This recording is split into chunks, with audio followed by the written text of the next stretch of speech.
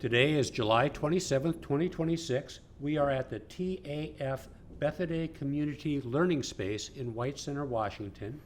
My name is Jonathan Fisher, and today I'm talking to Mr. Jim Michel about his career. Jim, welcome. Thank you. It's good to have you here. So let's learn a little bit about you. Where are you from? I'm from northern New Jersey, where I grew up and went to school. And you went to school at? New Jersey Institute of Technology.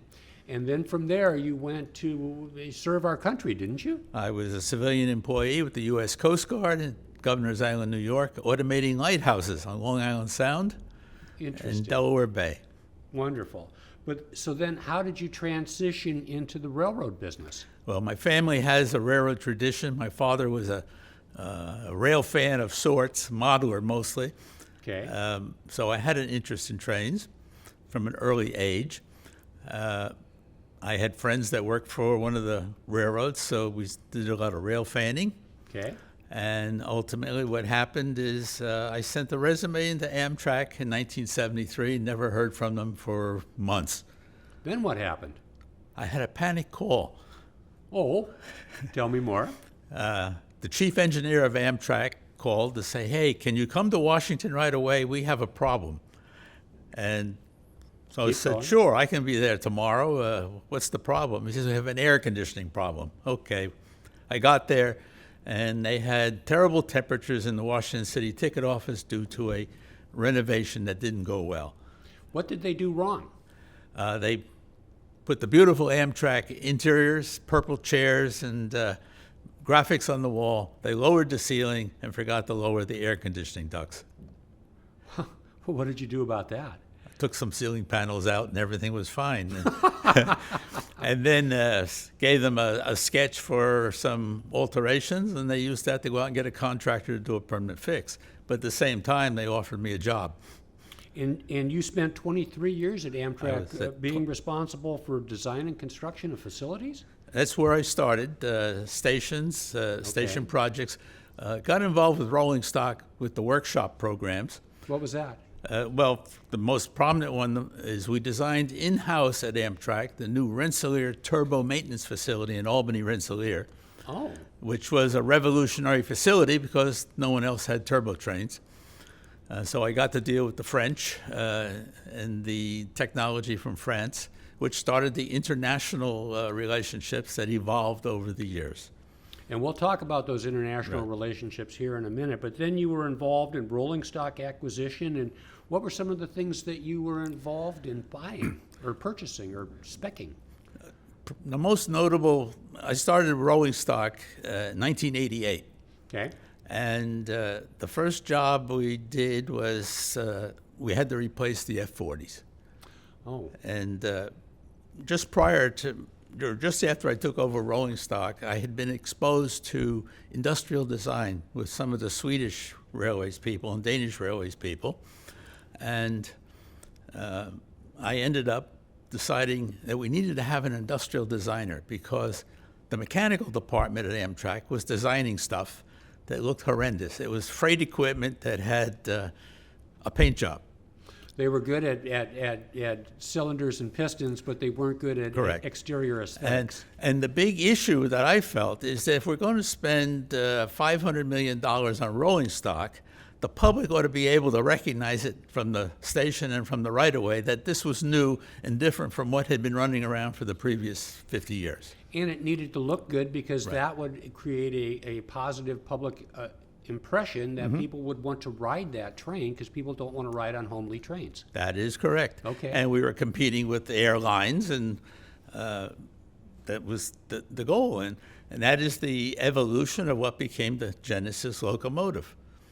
The genesis of the Genesis, so to speak. Yes. So you were involved in the Superliner equipment and the Genesis equipment, is that right? Yes, Superliner 2s, the mechanical department basically wanted to buy single-level equipment because that's what they had. And of course, the Pullman Standard had been out of the business of Superliners because there was no source. Right. But Bombardier had purchased all the rights to the Superliner designs. Oh, they did, okay. So I convinced Bombardier to make an unsolicited proposal for Superliner 2.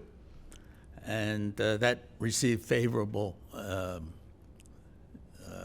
acceptance within the management. So then we had a problem. How do we buy in the public sector a train that we want? Oh my God. Well, there are rules about that. What There did are. you do about this? We ended up deciding to do a two-stage procurement. Okay.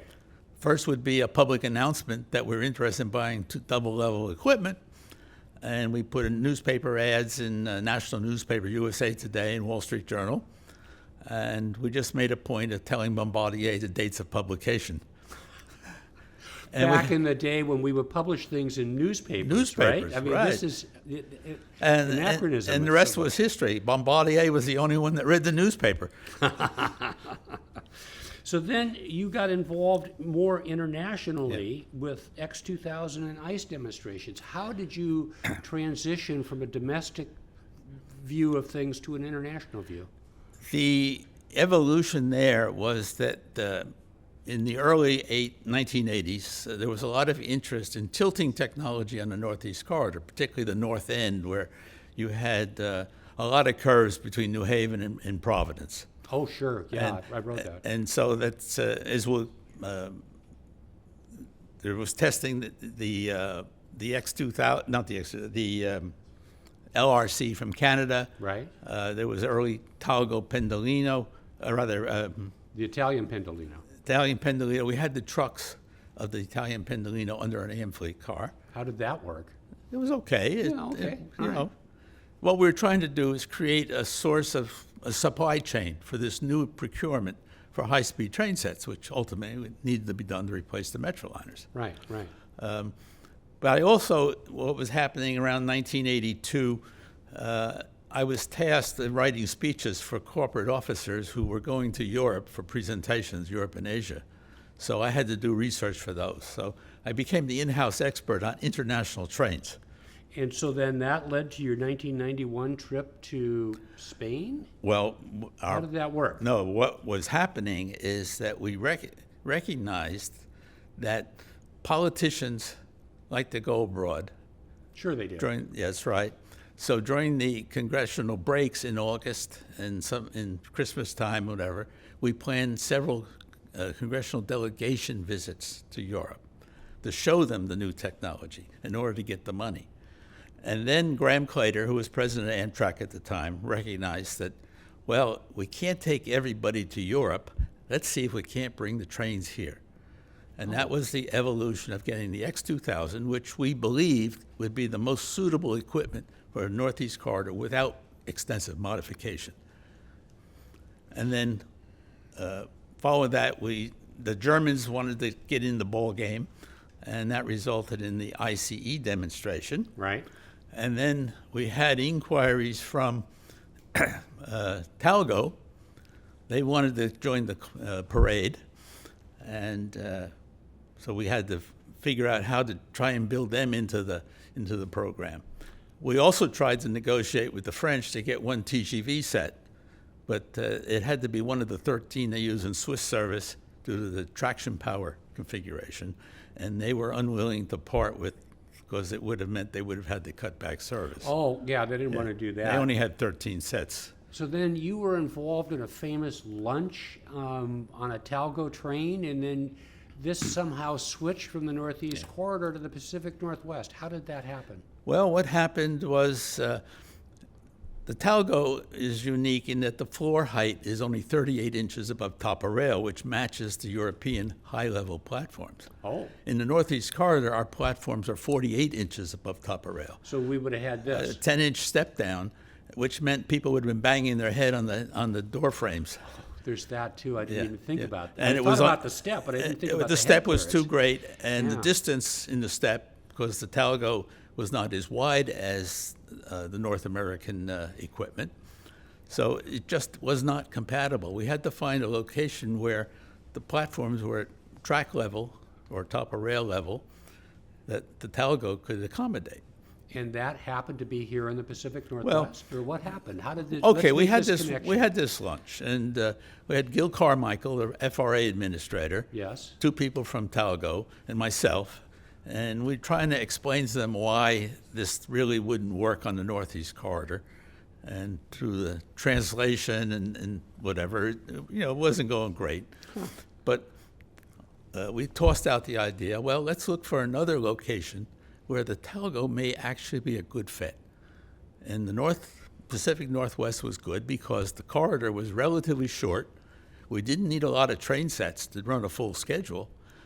There's quite a few curves, so it takes advantage of the passive tilting system. Right. And it was just a natural fit.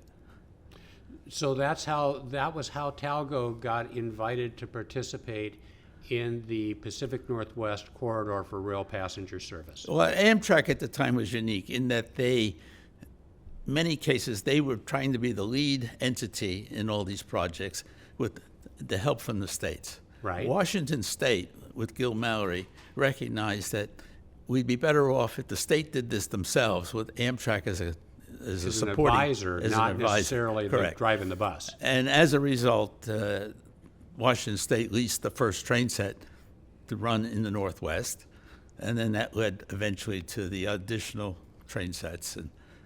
In the service that we knew and loved for Yes. the better part of 2 decades. 2 decades. Thank you, Jim. This is very interesting. Yep. All right.